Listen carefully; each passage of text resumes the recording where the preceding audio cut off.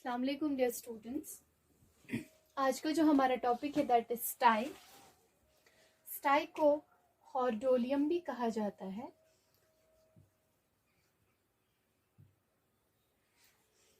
अब ये स्टाई या हॉर्डियोलम जो है वो क्या होता है? इट इज द कंडीशन जहां पे एक्यूट लोकलाइज्ड स्वेलिंग होगी आईलिड्स में। अब जो यही हॉर्डियोलम है या हम कहेंगे लोकलाइज्ड स्वेलिंग है, पर्टिकुलरली पायोजेनिक होता है।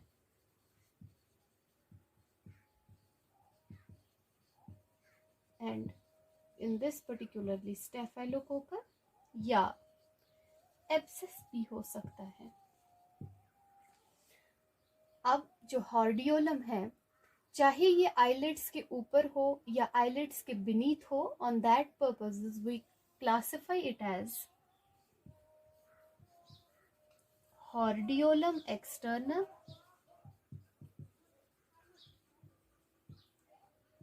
And hordeolum internum. अब first of all we will see what is hordeolum externum. अगर हम हॉर्डियोलम एक्सटर्नम की बात करें, ये वो कंडीशन है जहां पे सुपरेटिव इन्फ्लेमेशन होगी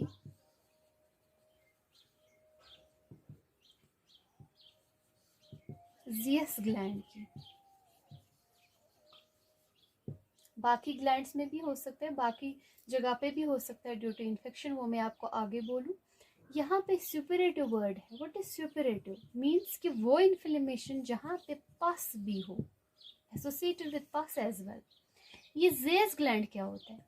ज़ियस ग्लैंड यूनिलोबर ग्लैंड है, प्रेजेंट कहाँ पे होता है? और यूनिलोबर ग्लैंड फॉर एग्जाम्पल है सेबेशियस ग्लैंड का, and it is present on margins of eyelid.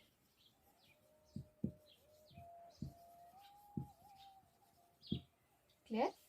अब कहाँ पे बाकी प्रेजेंट होगा ये hordeolum externum due to the infections? Number 1,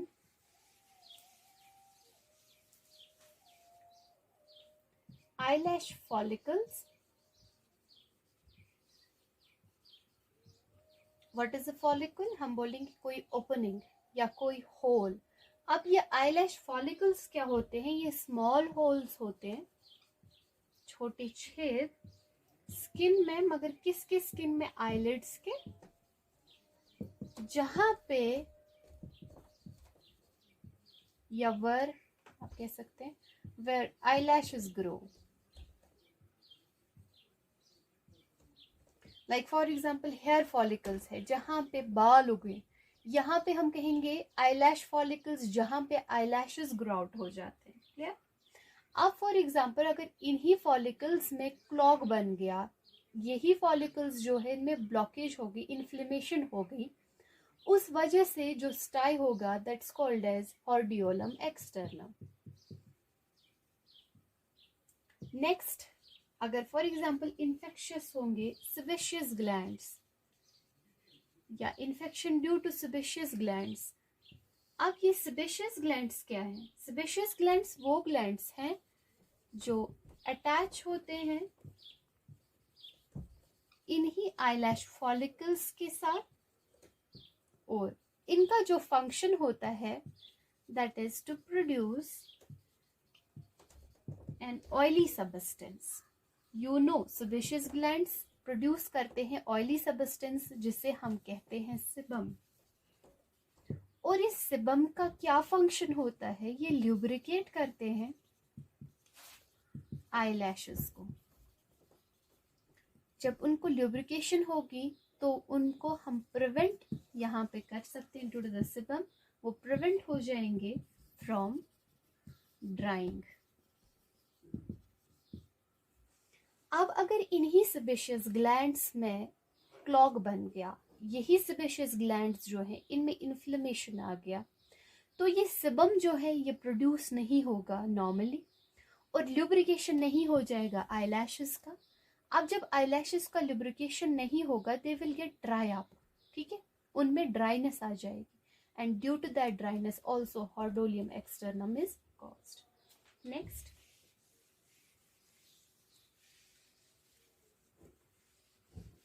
apocrine glands.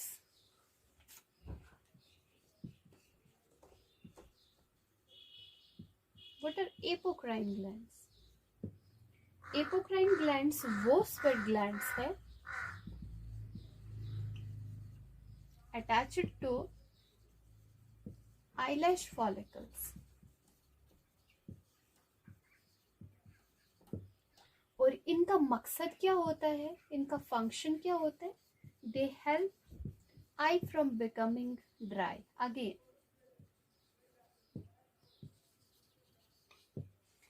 ठीक है, अब अगर इन्हीं एपोक्राइन ग्लैंड्स में अगेन इन्फ्लेमेशन आ जाएगा या क्लॉग बन जाएगा तो उस वजह से ये प्रोड्यूस नहीं करेंगे, जैसे कि मैंने कहा ये स्वेट ग्लैंड्स है, ठीक है, तो अगेन ल्यूब्रिकेशन नहीं होगी तो आईज जो हैं वो ड्राई अप हो जाएंगे and due to that again hordeolum externum is caused. ज्यादातर देखा गया जो लोग हैं उनमें जो स्टाई डेवलप हो जाता है that is due to chronic inflammatory conditions of eye, like जैसे मैंने आपको बिलिफेराइट्स पढ़ाया। अगर बिलिफेराइट्स को अनट्रीटेड रखा गया, अगर ये सीवियर केसेस बन गए या क्रॉनिक में चला गया, ठीक है, उससे भी हॉर्डोलियम एक्सटर्नम हो सकता है।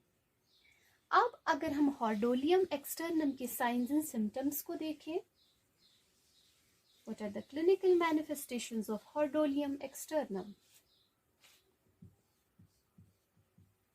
अगर अर्ली स्टेजेस की बात करें, ठीक है, अर्ली स्टेजेस में क्या होता है, जो ग्लैंड्स हैं उनमें स्वेलिंग होती है तो ग्लैंड्स बिकम स्वोलन,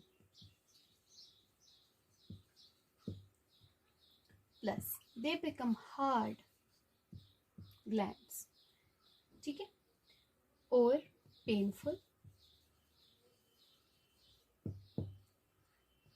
और usually whole edge of eyelid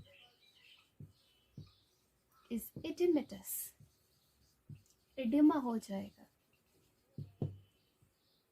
ठीक है।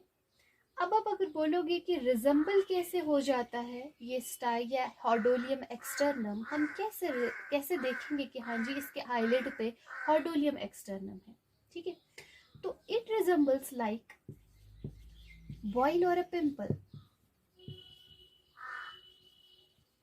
ठीक है, और इसमें पस भी होता है, ठीक है। अब जो यही पस बन जाता है, हॉर्डोलियम एक्सटर्नम जो है, अगर वहां पे कोई बॉइल है, कोई पिंपल है, उसमें पस है, ठीक है, तो हम कहेंगे, ये साइंस एंड सिम्टम्स में ही आता है, तो हम कहेंगे जो द एब्सेस फॉर्म्स, एब्सेस जो बन जाता है वो जनरली पॉइंट होता है या बन जाता है नियर द बेस या एट द बेस, बोलो, near the base of one of the cilia या one of the eyelash, ठीक है। और पेन जो मैंने यहाँ पे कहा ये कंटिन्यू रह जाती है टिल जब तक पस को हम रिमूव नहीं करते हैं, ठीक है। बाकी जो साइंस एंड सिम्टम्स हैं इसमें, बाकी साइंस एंड सिम्टम्स में आ जाते हैं रेडनेस ऑफ आईलिड्स,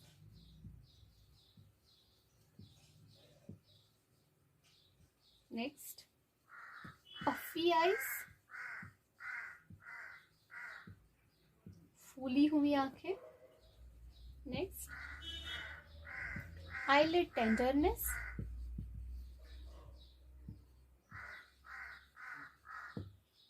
ठीक है। अब हम कहें कि कॉमन इसका ऑक्यूरेंस जो है वो किन में ज्यादा होता है, देखा गया ये ज्यादा यंग अडल्ट्स में पाया जाता है कॉमनली, और it can happen at any as, Now moving towards its treatment, हॉर्डोलियम externum का ट्रीटमेंट क्या है, हम कैसे ट्रीट करेंगे? तो ट्रीटमेंट में हम प्रिस्क्राइब करते हैं ऑरल एंटीबायोटिक्स,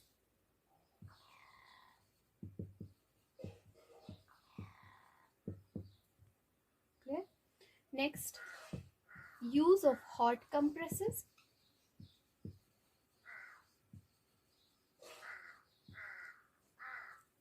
ठीक है।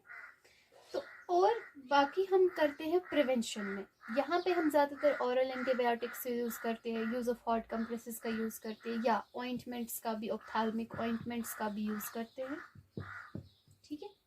अब अगर फॉर एग्जांपल हमने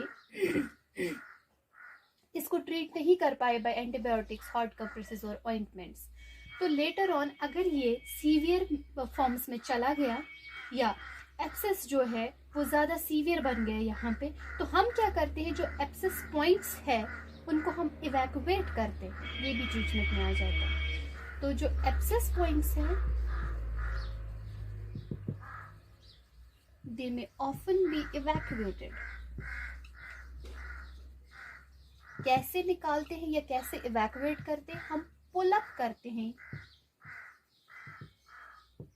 जो अफेक्टेड लैश होगा, ठीक है। या अगर हमें ये वाला प्रोसीजर जो है हम अप्लाई नहीं कर पाए, तो उसके बावजूद हम इंसाइज कर सकते हैं एक स्मॉल नाइफ से, ठीक है। यहाँ पे मैं आपको एग्जांपल दूँ, for example this is the eyelid, ठीक है। तो आईलैशेस है यहाँ पे, तो हम देखेंगे ये एब्सेस फॉर्मेशंस कहाँ पे हुई हैं, ये पिंपल बॉयल लाइक स्ट्रक्चर कहाँ पे। फॉर एग्जांपल ये इस वाले आईलैश पे है, हमने एब्सेस फॉर्मेशंस देखी एट दिस बेस, तो we will try to pull out this eyelash so that जो ये एब्सेस है ये ऊज आउट हो जाएगा, क्लियर। और जनरली हम यहाँ पे कुछ ड्रग्स का इस्तेमाल करते हैं, जनरल कोर्स दिया जाता है ऑफ टेट्रासाइक्लिन,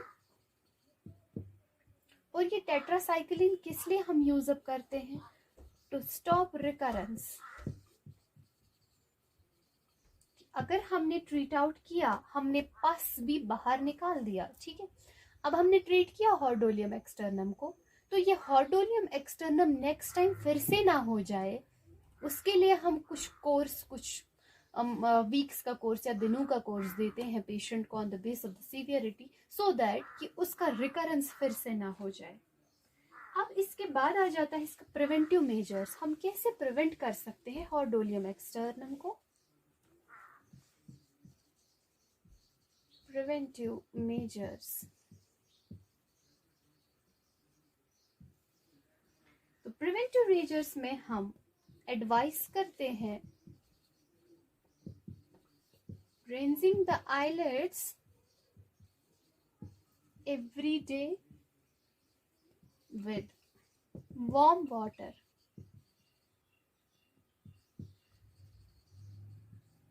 ठीक है। नीम गर्म पानी से हम बताएंगे बंदों को, पेशेंट्स को, कि आप अपने आईलिड्स को हर दिन धोया करें। नेक्स्ट, अगर वो कंटैक्ट लेंसेज का इस्तेमाल करता है, और यहाँ पे हम हॉर्डोलियम एक्सटर्नम में कंटैक्ट लेंसेज भी बोलते हैं पेशेंट्स को लगाने के लिए। अब अगर पेशेंट यूज कर रहा है कंटैक्ट लेंसेज, तो हमें डिसइंफेक्ट करना पड़ता है उनको बार बार, disinfecting the contact lenses and changing them regularly।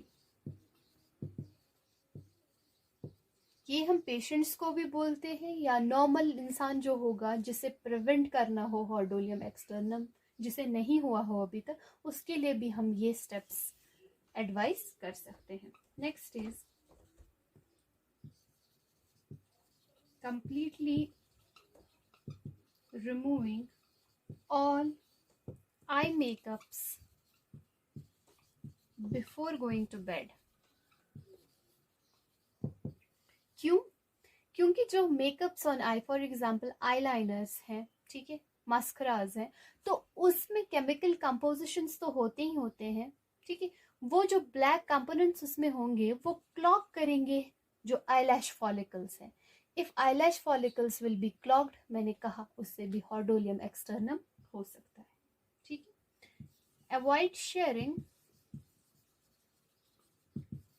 towels and wash clothes from one who has tie. ज्यादातर स्टाई को कंटाजियस नहीं कहा जाता है, टिल कि ये स्टाई जो है अगर बार बार हाथ लगाएगा कोई इंसान अपने आंखों को जिनको स्टाई होगा और उन्हीं हाथों से किसी और ऑब्जेक्ट को वो टच करेगा, तो कहीं कहीं देखा गया है ये स्टाई फैल भी सकता है। तो अब हम अवॉइड करेंगे, हम बंदे को बोलेंगे यू अवॉइड द टॉवल्स, जो यूज कर रहा हो वो बंदा जिसमें स्टाई प्रेजेंट हो, जिसमें हॉर्डोलियम एक्सटर्नम प्रेजेंट हो. So these are the preventive measures. Next, Hordeolum internum we will read in the next lecture. You stay tuned and thank you.